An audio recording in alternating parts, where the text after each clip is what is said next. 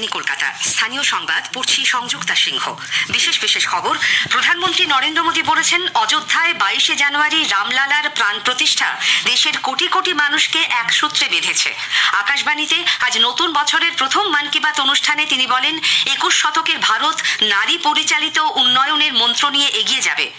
ভারত জোড়ো ন্যায় যাত্রায় আজ শিলিগুড়িতে রাহুল গান্ধী বলেছেন, ঘৃণার বিরুদ্ধে লড়াইয়ে বাংলার মানুষকেই নেতৃত্ব দিতে হবে। 4 দিনের সফরে উত্তরবঙ্গ গেছেন মুখ্যমন্ত্রী মমতা ব্যানার্জি। কোচবিহার ও শিলিগুড়িতে আগামীকাল তার প্রশাসনিক সভা। বিরোধী জোট ছেড়ে নীতিশ কুমারের ফের এনডিএতে যোগদানের প্রেক্ষাপটে বিজেপি বলেছে, আইএনডিআই জোটের কোনো ভবিষ্যৎ নেই। ভুবনেশ্বরের কলিঙ্গ স্টেডিয়ামে সুপার কাপ ফুটবলের ফাইনালে ইস্টবেঙ্গল ও ওড়িশা এফসি মুখোমুখি হয়েছে। আসছি বিস্তারিত খবরে। প্রধানমন্ত্রী নরেন্দ্র মোদী বলেছেন, অযোধ্যায় 22শে জানুয়ারি রামলালার প্রাণ প্রতিষ্ঠা দেশের কোটি কোটি মানুষকে এক সূত্রে বেঁধেছে।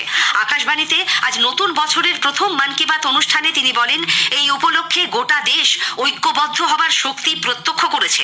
ভারতকে উন্নত রাষ্ট্রে পরিণত করার সরকারের সংকল্পে যা বড় ভিত্তি। अयोध्या में प्राण प्रतिष्ठा के अवसर ने देश के करोड़ों लोगों को मानो एक सूत्र में बांध दिया है।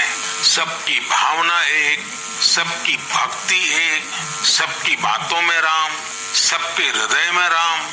देश के अनेकों लोगों ने इस दौरान राम भजन गाकर उन्हें श्री राम के चरणों में समर्पित किया। मुझे अच्छा लगा कि लाखों लोगों ने श्रद्धा भाव से जुड़कर अपने क्षेत्र के धार्मिक स्थलों की साफ सफाई की। দিল্লির কর্তব্য পথে এবারের সাধারণতন্ত্র দিবসের কুচকাওয়াজে নারী শক্তির প্রদর্শনের কথা তুলে ধরেন প্রধানমন্ত্রী। তিনি বলেন, 21 শতকের ভারত নারী পরিচালিত উন্নয়নের মন্ত্র নিয়ে এগিয়ে যাবে।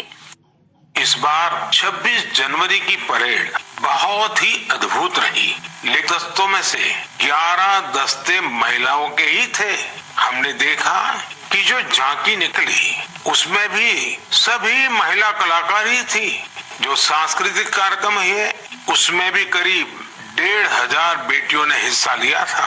कई महिला कलाकार शंख, नादस्वरम और नागदा जैसे भारतीय संगीत वाद्य यंत्र बजा रही। 21वीं सदी का भारत ऐसे ही विमेन लेड डेवलपमेंट के मंत्र के साथ आगे बढ़ रहा है। স্বনির্ভর গোষ্ঠীতে মহিলাদের উল্লেখযোগ্য অবদানের কথাও বলেন মোদী। পদ্ম পুরস্কার সম্পর্কে তিনি জানান, তৃণমূল স্তরে যেসব সাধারণ মানুষ স্বার্থহীনভাবে সমাজে বড় মাপের পরিবর্তন আনার লক্ষ্যে কাজ করেন, তাদের পদ্ম পুরস্কারে সম্মানিত করা তার সরকারের মূল লক্ষ্য।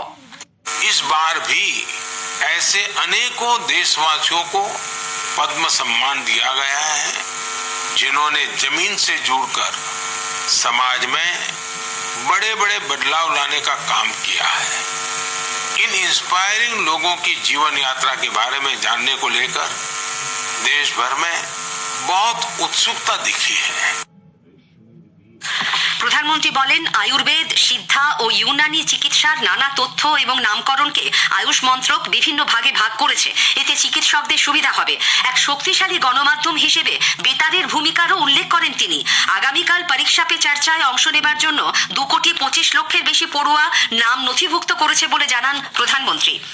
বিরোধী জোট ছেড়ে নীতিশ কুমারের ফের এনডিএতে যোগদান এবং কংগ্রেস, আরজেডি, জেডিইউ সরকার ভেঙে দিয়ে নভেম্বর বিহারের মুখ্যমন্ত্রী হিসেবে শপথ গ্রহণের দিনই উত্তরবঙ্গ সফরে গেছেন রাহুল গান্ধী ও মমতা ব্যানার্জি।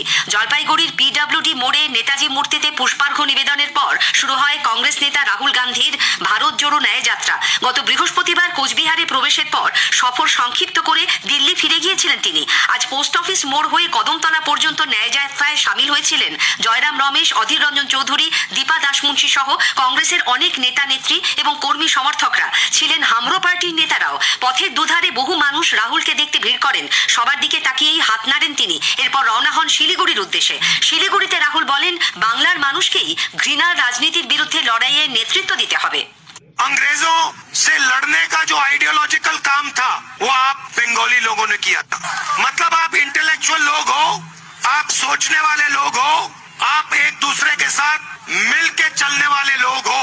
क्योंकि आप बंगाली हो, इसीलिए आपकी जिम्मेदारी बनती है कि आप देश को रास्ता दिखाओ। आप सबकी जिम्मेदारी बनती है कि नफरत के खिलाफ आपको लड़ना चलना है और जो आपका इंटेलेक्चुअल पावर है उसके साथ आपने भारत को जोड़ने का काम करना है। ये मैसेज मैं आपको देने आया हूँ। উত্তর দিনাজপুরের চোপড়ার নলবাড়ি গ্রামে আজ রাত্রিবাস করবেন রাহুল। আগামীকাল কিষানগঞ্জ হয়ে তার বিহার যাওয়ার কথা। এদিকে জলপাইগুড়ির একাধিক জায়গাতেও রাহুল গান্ধীর ফ্লেক্স নষ্ট করা নিয়ে এদিনও কংগ্রেস ও তৃণমূল কংগ্রেসের মধ্যে চাপান উতর চড়ে। কংগ্রেসের সাধারণ সম্পাদক জয়রাম রমেশকে এ নিয়ে প্রশ্ন করা হলে তিনি বলেন, দলীয় কর্মীরা এই ঘটনায় ক্ষুব্ধ, তবে তারা বেশি চিন্তিত রাহুলের নিরাপত্তা নিয়ে। দলের সভাপতি মল্লিকার্জুন খাড়গে ন্যায়যাত্রা নিরাপত্তা সুনিশ্চিত করার আবেদন জানিয়ে তৃণমূল কংগ্রেস প্রধান মমতা ব্যানার্জিকে চিঠি দিয়েছেন। নীতিশ কুমারের ফের শিবির বদল নিয়ে জয়রাম রমেশ বলেন, রং বদলানোই নীতিশ কুমার গিরগিটিকেও হার মানাবেন। नीतीश कुमार जी एक बड़े अनुभवी राजनीतिक व्यक्ति हैं।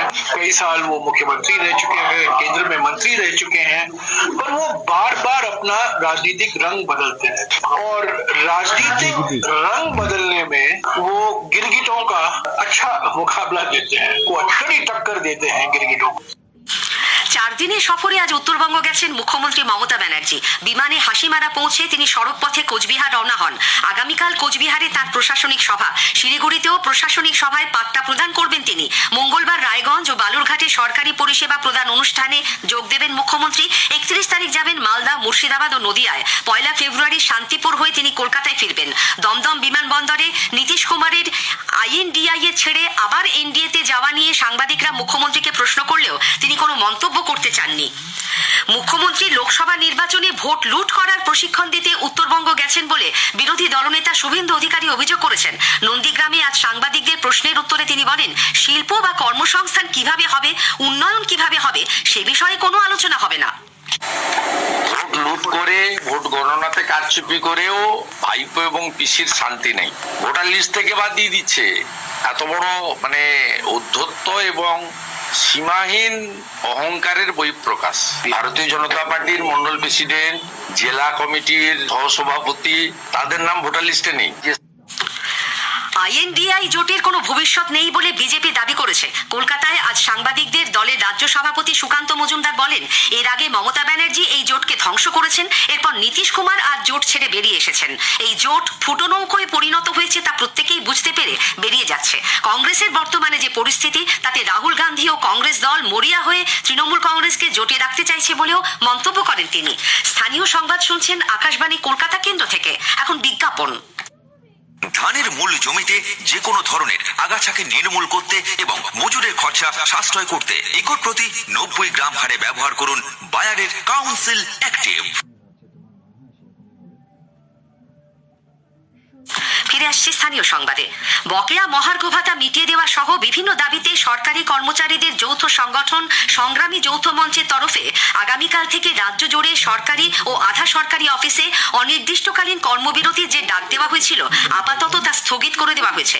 সংগঠনের আহ্বায়ক ভাস্কর ঘোষ আজ কলকাতায় শহীদ মিনারের ধর্ণা মঞ্চে এক সাংবাদিক বৈঠকে জানান, মাধ্যমিক ও উচ্চ মাধ্যমিক পরীক্ষার কথা মাথায় রেখেই এই কর্মসূচি আপাতত স্থগিত রাখা হলো।